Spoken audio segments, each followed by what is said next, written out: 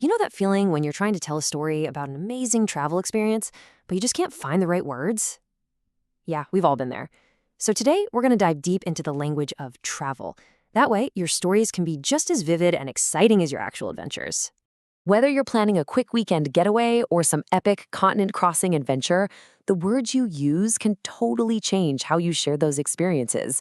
So go ahead, picture your next getaway. I promise, by the end of this, you'll have the perfect vocabulary to really bring that vision to life. All right, let's start with the absolute fundamentals: travel, trip, and journey. Now, we hear these words all the time, and let's be honest, we often use them like they mean the same thing. But they don't. Understanding the difference is really the first step to speaking the language of travel like a total pro. So first up, we've got travel. Think of this as the big, broad idea, the general activity of moving around. It's what we call an uncountable noun, so you'd never say, I had a great travel. It sounds a little weird, right? Instead, you talk about the concept, like international travel is my passion, or travel really opens your mind. A trip, on the other hand, is a specific event. It's got a clear start, a place you visit, and a definite end when you come back home. You can almost think of it like a complete story, with a beginning, a middle, and an end. This example just nails it. The plan isn't just to go to London. It's to go and then come back. The whole experience, from the second they leave their house to the moment they walk back through the door, that whole package is one single trip. And that brings us to journey. This word really zooms in on the movement itself, the actual act of getting from point A to B. It's just one piece of your travel, focusing on the getting there part, without really saying anything about a return. And here it is, the key takeaway that makes it all click. A single trip is made up of at least two journeys, one to get to your destination and one to get back home. So you might take a trip to the mountains, right? But the long, winding drive to get there, that's the first journey of your trip. It's a really simple distinction, but man, is it powerful. Okay, now that we've got those basics down, let's talk about the planning stage. Because every great adventure starts with a plan and a goal. And that part of the process has its own special vocabulary, too.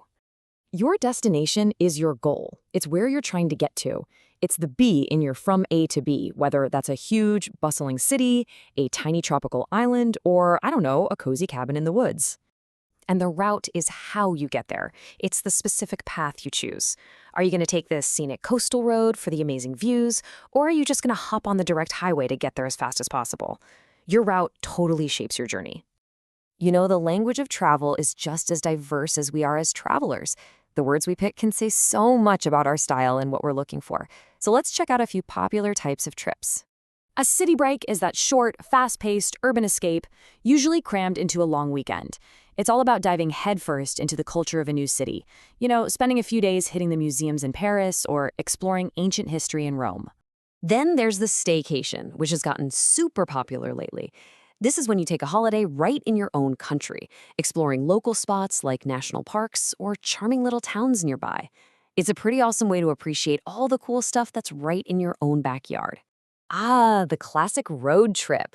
This is the one where the journey is the destination. It's not really about where you end up. It's about the adventure of the open road, the freedom to stop wherever you want, just watching the world go by from your car window. Of course, not all travel is about kicking back and relaxing. Sometimes there's a very specific purpose behind it. Let's look at 3 types of trips where the why you're going is just as important as the where. A business trip is, well, it's pretty much exactly what it sounds like. It's any travel you do for your job. This could be anything from going to a conference, to meeting clients, or visiting another one of your company's offices.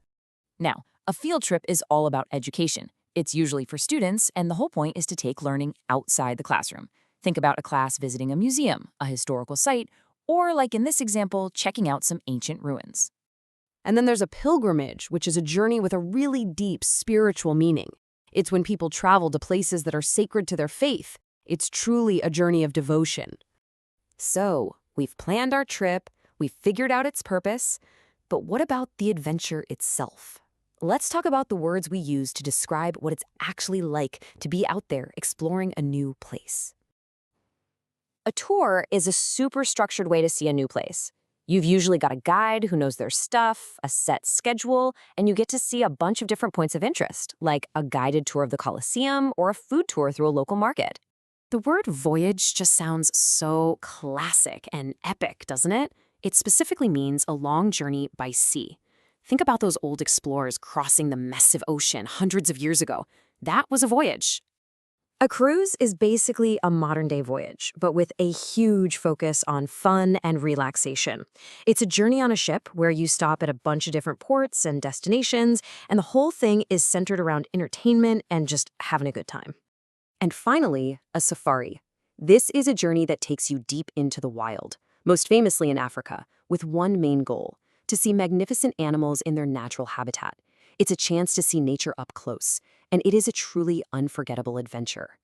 So, as you're dreaming up your next adventure, just remember that the right words can make all the difference. Picking the perfect term for your travels is the first step to telling an amazing story. So, what's it going to be? A relaxing staycation? An epic voyage? Or maybe a soul-stirring pilgrimage? The world's out there, and now you have the words to talk about it.